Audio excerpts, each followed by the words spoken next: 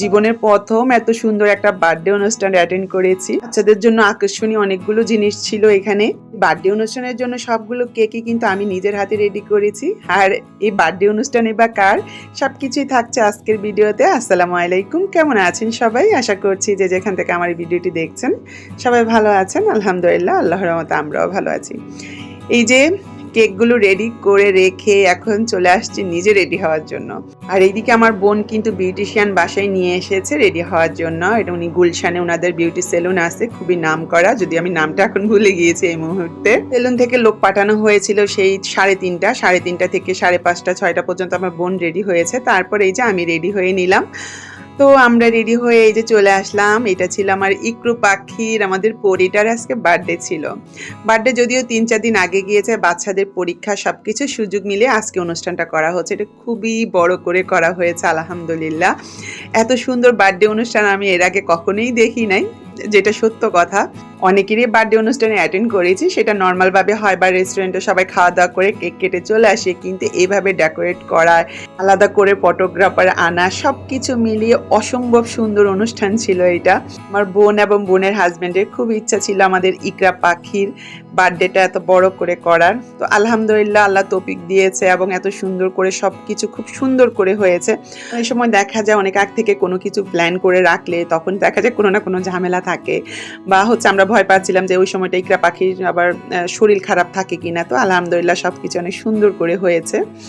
এখানে ভেন্যুতে এসে আমি আমার কেকগুলো সুন্দর করে সাজিয়ে নিচ্ছিলাম, কারণ এখানে অনেকগুলো কাপ কেক ছিল, টল কেক ছিল, আরেকটা ছিল 14 পাউন্ডের যেটা বড় কেক, ওইটা এখানে আসলে রাখার জায়গা ছিল না, এই জন্য অন্য আরেকটা টেবিলে রাখা ছিল।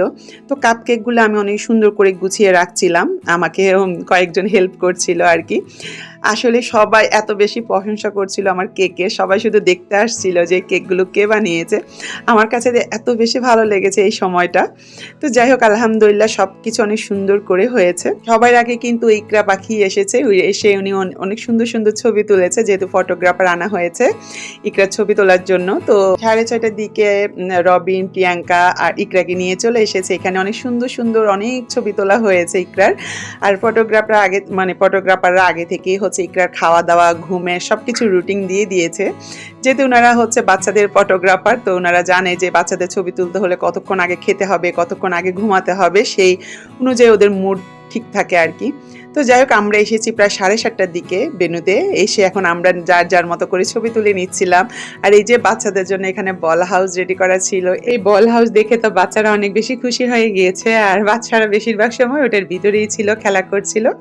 আর এদিকে আমার এক ফ্রেন্ড এসেছে, তো আমার ফ্রেন্ডের সাথে আমি একটু ছবি তুলে নিচ্ছিলাম। আমার আরেকজন ফ্রেন্ডও এসেছে অনুষ্ঠানে, ইন্দোনেশিয়ান যে ফ্রেন্ড উনি এসেছে, কিন্তু উনি হচ্ছে ছবি তোলে না খুব একটা। আর আমার সাজটা আজকে কেমন হয়েছে অবশ্যই জানাবেন। আমি কিন্তু খুব একটা এরকম সাজ দেই না, আমি খুব নর্মালি থাকতে আমার ভালো লাগে, শুধু একটু পাউডার বা একটু লিপস্টিক এরকমই দেই। তো আজকে আমার বোন আমাকে জোর করে এভাবে সাজিয়ে দিয়েছে, তো আমার কাছে একটু আনইজি লাগছিল। যদিও সবাই বলছিল যে না অনেক বেশি সুন্দর লাগছে, আমার কাছে কেন যেন খুব আনইজি লাগছিল। এদিকে নাফিসের আব্বুর সাথে আমি একটু ছবি তুলে নিচ্ছিলাম। আর আজকে কিন্তু নাফিসের আব্বু আমার সাথে ম্যাচিং করে একই কালারের শার্ট পরে এসেছে। এটা আমি কিন্তু জানতাম না সে যে একই ম্যাচিং করবে আমার সাথে। তো পরে দেখলাম আর কি সে আমার সাথে ম্যাচিং করে শার্ট পরে এসেছে।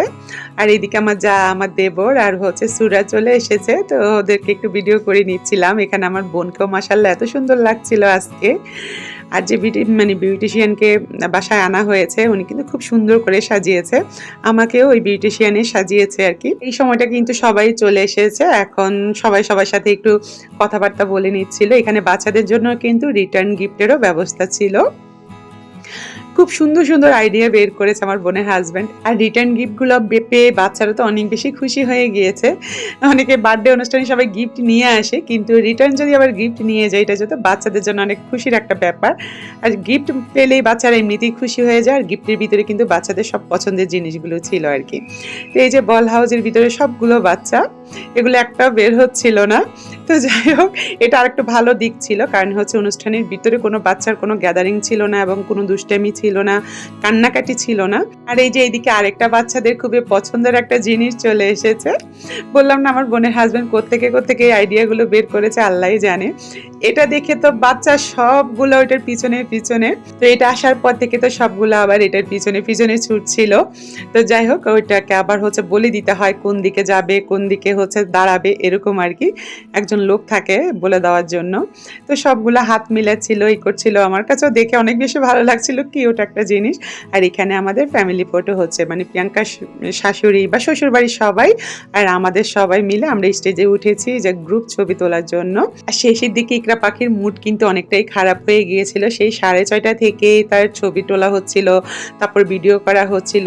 এই সময়টায় এসে সে খুব কান্নাকাটি করছিল, আর এত মানুষ দেখে তার ভালো লাগছিল না আর কি। আর এই সময়টা তার ঘুমের টাইমও ছিল, খাওয়ার টাইম, সব কিছুই আর কি মিলিয়ে এই সময়টার মেজাজ তার অনেক খিটখিটা ছিল।